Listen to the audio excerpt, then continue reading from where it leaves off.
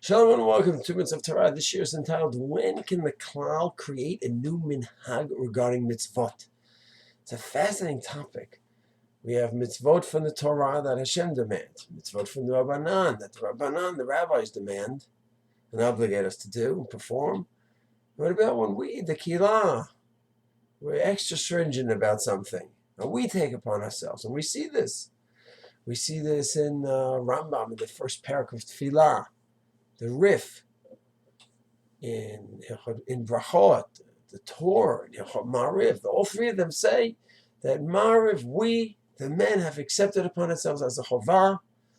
There were different opinions in the Gemara. It's Mariv's reshut, it's optional. We made it into a chovah. There's nothing to negotiate.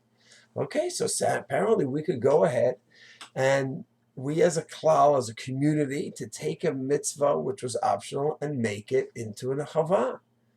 So what about women? Could they do the same thing? So you think in theory, yeah. The Chai Adam says that women have accepted upon themselves lulav or shofar as a mitzvah now. They have to go to shofar. Women have accepted it upon themselves. We all know it was an optional mitzvah, but they've accepted upon themselves as an obligation. The Mishnah Berurah says that Magen Avraham maintains so too is Sfirat HaOmer. The women have accepted Sfirat HaOmer as obligation. Mishnah Berurah says by his time, his community already, that wasn't happening. But the concept that you could take a mitzvah which is reshut and make it into obligation, that we could do that. However, the Darkei Moshe, or Moshe Isserlis, writes Kuf Pechet by Birkat Hamazon and Sudash Lishit on Shabbat. He says something fascinating. He says there's different opinions whether the third meal is an obligation. Do you have to have bread or not? But Yosef says it could be that we've taken upon ourselves obligation. That you have to have your third meal with bread, and therefore you have to say Ritzay. And if you didn't say yet Ritzay and Benji, you have to go back. Darkei Moshe says, yes, there is a concept that we could make an obligation from a mitzvah which is not, but that's only where the different opinions, and some opinions actually hold this is an obligation, and others say not, and we embrace the stringent opinion. So by Sudash Lishita, those that say you can have a piece of cake, crackers, some say even fruit, and some say you have to have bread.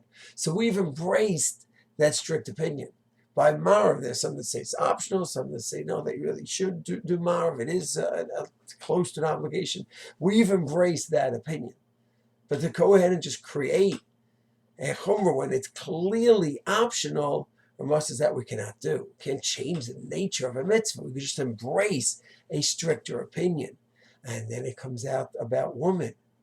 So therefore the Minhag Chinuch and Sadivav, by Sfiras Omer, and the Pri Megadim, in Tav Peitet, they say, not so simple what the Magen Avraham is saying, that the woman could go ahead and make Sfiras Omer, make lulav, make shovanat obligation. There's no early opinion that says it's an obligation.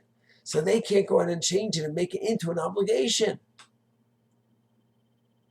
Yes, an individual woman took upon herself an obligation. I now will always go to lulav. I will always go to shofar. I will always go to, that's a personal thing. But for a woman as a klal to say now, a mitzvah shezman, a time of mitzvah is now obligatory. So according to the Pri Megadim, Minhag Chinuch, and the Zerot Shimshon, says that they cannot do. So it's a fascinating discussion over here. It's not dividing men and women. Ramah talking about men. Men can't do that either. If there was a mitzvah that's clearly clear or short, men can all of a sudden go and say, oh, we're making it into chavah. That distorts its nature. So it's not to do with men and women, it just has to do with optional versus non-optional. That according to Ramah, Pri Megadim, Minhag Chinuch, the Zerot Shimshon, where mitzvah is by its nature optional, men or women can go ahead and change the nature of that mitzvah. Whereas a stringent opinion, that men or women can embrace that stringent opinion. That's as a klal. As an individual, a person can go ahead and take a personal minhag or chumrah, stringency upon himself or upon herself. And then that's a specific case of a neder based on your personal minhag. And we're differentiating between a klal, a group of people, men and or women, versus individuals. Shalom.